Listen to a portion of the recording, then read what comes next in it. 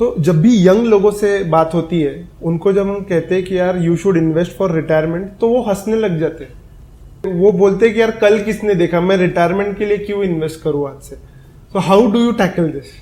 Problem ये है कि this is the first generation of private employees, जहाँ पे जो लोग रिटायर हो रहे हैं majority of them will be from a private job background. Correct. तो किसी भी कंट्री में जब ये सिचुएशन आती है, जब गवर्नमेंट एम्प्लॉइज कम हो जाते हैं जिनको पेंशन मिल रही है और प्राइवेट एम्प्लॉइज ज्यादा हो जाते हैं, only then they realize the importance of retirement and accumulating money for retirement. इसके पहले जो जनरेशन थी वहां बहुत सारे not only government job but private jobs में भी डिफाइंड बेनिफिट होते थे कि आपको व्हेन यू आर रिटायरिंग उस समय आपको एक ग्रेचुइटी का अमाउंट मिलेगा, है ना, जिससे आप इन्वेस्ट करके या उससे आप पेंशन ड्रॉ कर सकते हो। वो सारे ऑप्शंस आपके पास ओपन होते थे।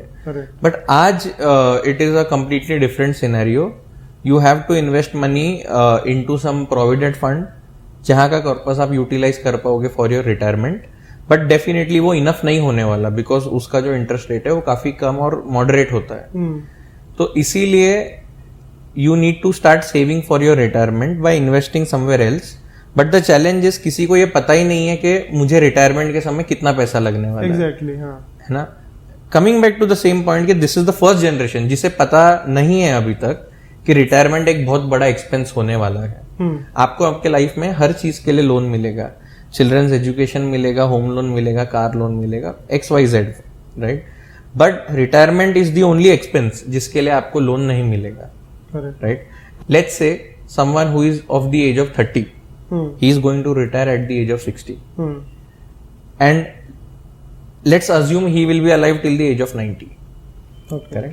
तो उसे इन 30 years में, इन 30 years का expense as well as retirement के बाद के भी जो 30 years हैं, ये सारे 60 years का उसको एक्सपेंस इन्हीं 30 में अक्यूमुलेट करना है। तो डेफिनेटली वो सिर्फ अकाउंट में सेविंग कर करके अक्यूमुलेट नहीं होने वाला। कहीं तो इन्वेस्ट होना चाहिए, कहीं तो मनी से मनी ग्रो होना चाहिए। दैट इज व्हेन आपके पास ढंग का कॉर्पस आ पाएगा। और मे बी लोग रिटायरमेंट के लिए इसलिए सीरियस नहीं क्योंकि अब तक उन्होंने देखा है उनके फादर मदर्स को पेंशन मिल रही थी, बट वो उन्होंने कंसिडर ही नहीं किया कि हमें ये चीज नहीं मिलनी चाहिए और उसके लिए प्लान करना चाहिए। करेक्ट। तो उस वजह से लोग, मुझे लगता है कि रिटायरमेंट के लिए रिलक्टेंट होते हैं, but it will take some time.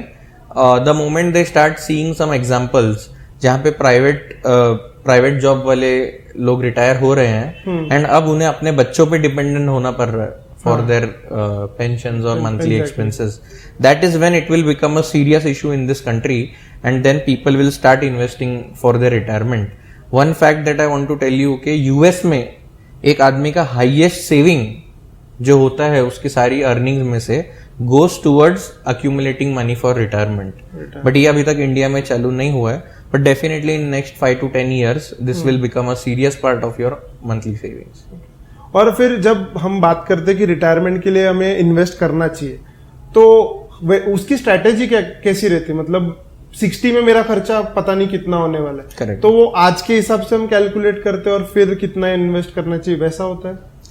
आपको आज के हिसाब से कैलकुलेट नहीं करना है, आपको ये देखना है कि अगर मैं 60 पे रिटायर होऊंगा तो कितने पैसे के साथ मैं कंफर्टेबली जी सकता हूं। उसके लिए आपको सबसे पहले ये सोचना है कि आज कंफर्टेबली जीने के लिए कितना पैसा लगता है। कोई आदमी 20,000 में भी जी सकता है, कोई आदमी 50,000 में भी जी सकता है, right. So you have to see कि अगर आज 50,000 लगता है तो 30 इयर्स के बाद में भी हर महीने का 2 लाख रुपए लग रहा होगा, इन्फ्लेशन एडजस्टेड। यस, एंड वो 2 लाख रुपए आपको इन्फ्लेशन एडजस्टेड अर्न करने हैं till the time you are alive.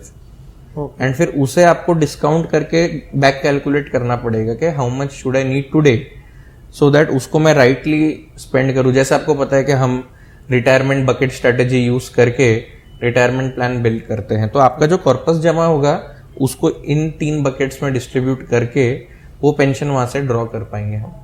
Correct.